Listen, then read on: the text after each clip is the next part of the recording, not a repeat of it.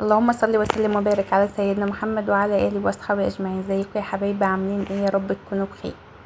وحشتوني جدا جدا. مختفيه فين كل الفتره دي؟ النفسيه مش احسن حاجه، فاقده شغف التصوير خالص. في اكتر حاجه بحبها وبحب اعملها اجي افتح الكاميرا واصور، الاقي نفسي مش عارفه واقفل. انا بجد مش عارفه ان انا اصلا اتكلم معاكم دلوقتي واقول ايه. محتاجه منكم دعوه حلوه من قلبكم، ارجع زي الاول، اعمل الوصفات واصورها. تعالوا بقى نشوف هنعمل ايه في فيديو النهارده. معايا هنا ده زيتون اسمه زيتون دولسي. معايا كده همسكه بقى دلوقتي تحت المية، هنغسله غسلة حلوة. الفيديو ده متصور من شهر تقريبا 10 السنة اللي فاتت، معايا بقاله سنة. كنت نزلت لكم خلاص الزيتون فما حبيتش انزله تاني، فاحنا دلوقتي في موسم الزيتون، فتعالوا نشوف هنخلي الزيتون الدولسي الاسمر ده ازاي والزيتون الدولسي الاخضر. هو انا مش عارفه الفيديو راح فين، بس هنكمل. الزيتون ده اسمه دولسي، هو رفيع كده، كان بابا جايبه لنا من القاهره. اول مره في حياتنا نعمله، بس طلع تحفه بجد، احسن من اي نوع جربناه. الزيتون زي ما انتم شفتوا كده غسلناه غسله كويسه، مش بنفتحه خالص. هي اللي احنا شاريينه منها قالت لبابا كده، بس هي قالت طريقه واحنا عملناه بالطريقه اللي احنا معتمدينها وبنعمل بها كل سنه. بعد ما غسلت الزيتون لفيته كده بالهريسه بتاعه الشطه. هنا الهريسه كانت حاره، ممكن تعملها برد عادي بفلفل بارد. حطينا كده الزيتون شويه، لفينا الزيتون بالشطه بالهريسه وعبناه في البرطمانات زي ما انتوا شايفين كده. تعالوا بقى بينا نقول هنعمل ايه في الميه اللي هنخلي بها الزيتون. هنا كده كل كوبايه ميه حطينا عليها معلقه ملح هرميه، ونزلت بهم كده مكان الزيتون، وضربة هنا حوالي 4-5 ليمونات كبار كده بكوباية مية في الخلاط، وهقلب كويس جدا لحد ما الملح يدوب. يبقى هنا كل كوباية مية لها معلقة ملح هرمية مع 4-5 ليمونات مضروبين بكوباية مية في الخلاط.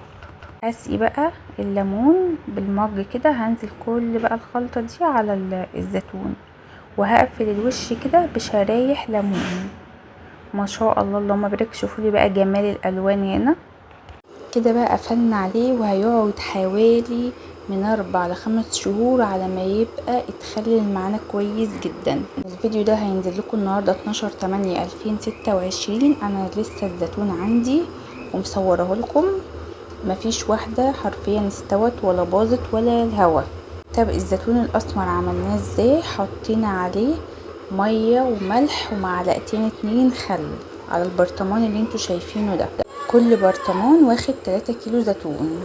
برضو عايرنا الميه كوبايه عشان تبقى الملح بتاعنا مظبوط، كوبايه الميه عليها معلقه ملح هرميه، وبعد كده بنقلبهم ونحط معلقتين خل ونزلنا عليهم، نزلنا على الزيتون.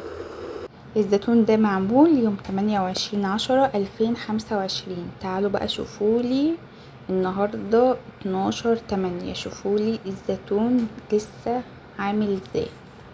اللي موجود دلوقتي في السوق العزيزي والتفاحة، فده تقريبا كده بينزل في 10 في اواخر 9، لان انا مش عارفة موعده بالظبط. تعالوا بقى نشوف الزيتون. يعني اول ما تلاقوه في السوق كده اشتروه جربوه على ضمانتي وهتدعولي. تعالوا بقى نشوف الزيتون وجماله. كل زيتونة كده لها لون، مش واخد كلته لون واحد، مستوية وماسكة نفسها، مش مهرية خالص. بعمل بيتزا باخد منه، ما بشتريش زيتون وطعمه في البيتزا حكاية. تعالوا بقى نشوف الزيتون الاخضر. شايفين اصلا هنا جمال المية؟ مية لونها احمر كده فاصفر. شوفولي هنا الشطة، القرن بقرنه، لا اتهرت ولا باظت، على الرغم ان احنا كده داخلين في 10 شهور الزيتون متخلل. ممكن يكون الفيديو طول معانا انتوا برضو، عشان لو انتوا هتعملوا اليومين دول العزيزي والتفاحة بيتعمل بنفس الطريقة دي. وهسيب لكم برضو في التعليقات الفيديو اللي انا كنت عاملة فيه العزيزي والتفاحة معاكم. وعايزاكم كده تدعولي دعوة حلوة من قلبكم ولكم بالمثل، وان شاء الله نقدر نصور ونكمل مع بعض. بوريكم هنا الزيتونة قد ايه فاتحة ومش مهرية، وهوريكم هنا برضو الشطة.